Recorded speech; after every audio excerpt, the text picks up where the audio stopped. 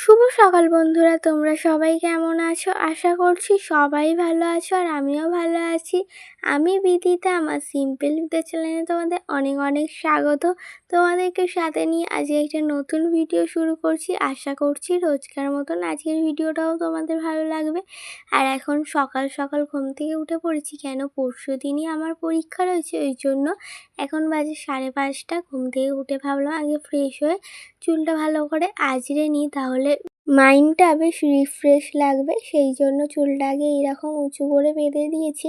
আর এখন তো কদিন আর আমাদের এইদিকে বৃষ্টি নেই, বেশ ভালোই রোদ উঠছে আর গরমটাও সেরকম আবারও বেড়েছে।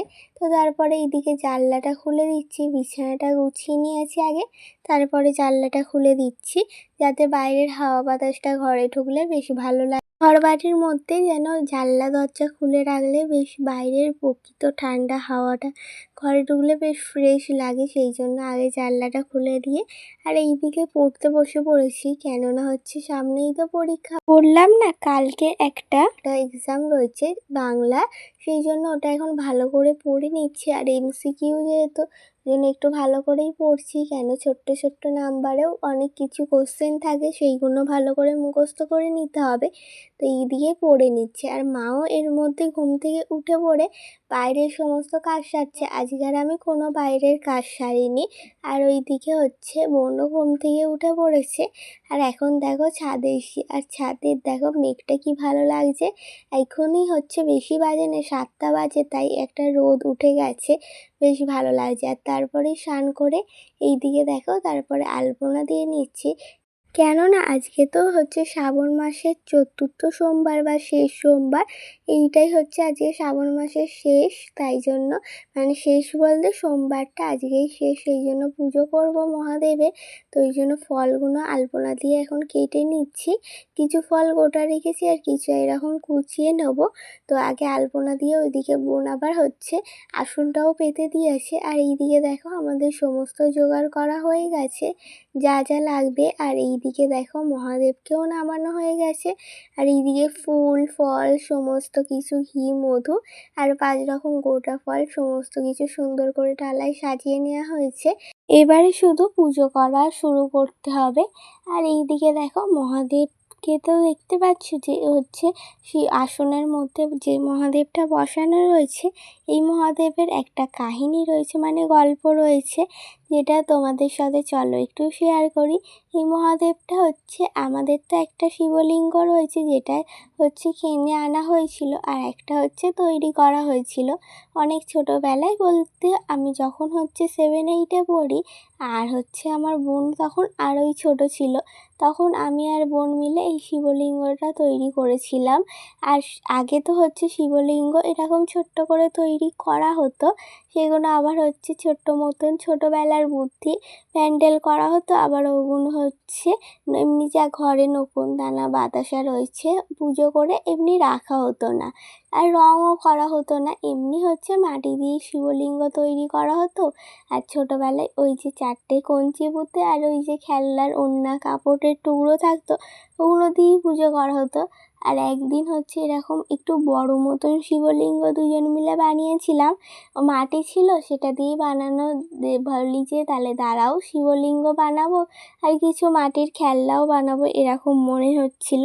তো এই শিবলিঙ্গটা বানিয়ে তারপরে বোন বলল, দিদি এটাই যদি রং করি কেমন দেখতে লাগে।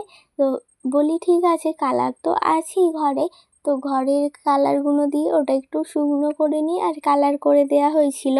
সেই থেকে ওই মাটির যে মহাদেবটা আমরা দুজন মিলে তৈরি করেছিলাম, সমস্ত ভগবান যেইখানে আসনে বসে রয়েছে উনিও ওখানে এসে আসনে বসেছিল।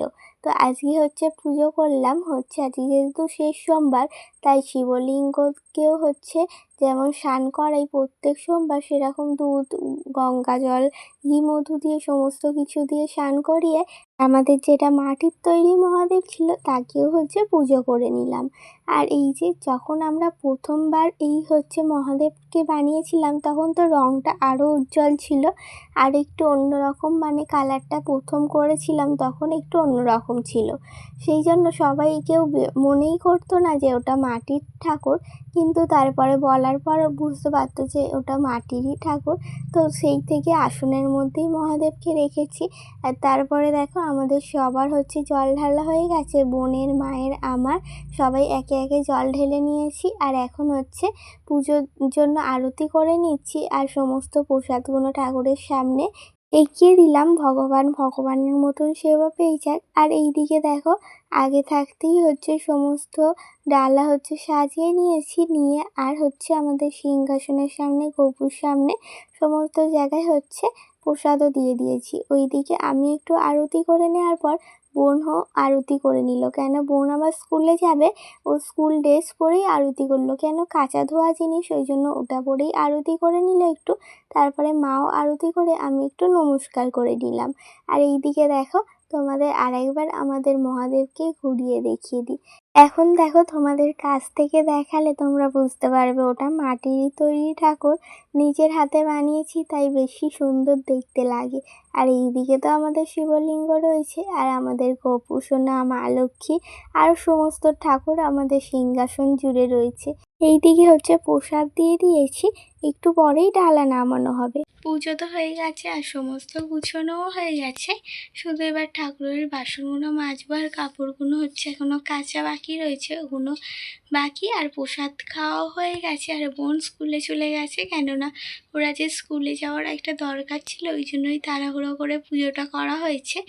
তো এই যে এখন সব ওগুলো গুছোবো, তার আগে কিছু খাওয়া দাওয়া করে নিই, তারপর গুছোবো। মা বললো পুজোর জিনিসগুলো গুছোনোর আগে সমস্ত বাসন মাজার আগে একটু কিছু খাওয়া দাওয়া করে নিতে, কেন সকাল দিয়েই কিছু খাওয়া দাওয়া করা হয়নি, উপোস ছিলাম। আর বোন এখন স্কুলেও চলে গেছে, কেন এখন 11:15 বাজে, আর ওর একটা দরকার ছিল বলেই স্কুলে গেছে। আর এইদিকে বোন টিফিনে আলু ভাজা পরোটা নিয়ে গেছে, খেয়ে গেছে, আর আমরাও এখন খেয়ে নেব। তারপরে মা চা করেছিল, চা দিয়ে একটু বিস্কুট খাওয়া দাওয়া করা হয়েছে। আর এখন দেখো সমস্ত বাসন মাজা হয়ে গেছে, দুটো বাসন দুটো ভাগে করে রেখেছি। আর এইদিকে মা রান্নাও বসিয়ে দিয়েছি, ওদিকে সমস্ত তরকারি হয়ে গেছে। এখন গরম গরম লুচি ভাজা, তো এক এক করে মা লুচিগুলো ভেজে নিচ্ছে। আর আজকে তরকারিটা একটু আগেই করলো, কেন বোনকে তাড়াহুড়ো করে তখন আলু ভাজা আর পরোটাই টিফিনে দেওয়া হয়েছে, আর স্কুলেও খাওয়া দাওয়া করে গেছে। আর এখন মা লুচি ভাজছে, তো আমি ভাবলাম মা যতক্ষণ লুচি ভাজছে তখন কিছু লেখা করে নিই। তো এইদিকে লেখাগুলো করছিলাম, আর এর মধ্যে মায়ের রান্নাও হয়ে গেছে। তো এখন খাওয়া দাওয়া করব, তার আগে ভাবলাম তোমাদের এক ঝলক দেখিয়ে দিই কী রান্না হয়েছে।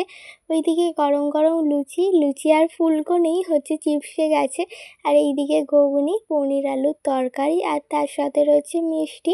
এটাই আজকে দুপুরের খাওয়া দাওয়া। আর এইদিকে মা থালা সাজিয়ে খেতে দিয়ে দিয়েছে। বোন তো স্কুল দিয়ে এসে খাবে, এখন আমি আর মা খাওয়া দাওয়া করে নিই। আর আজকের রান্নাগুলো খুব সুন্দর হয়েছিল।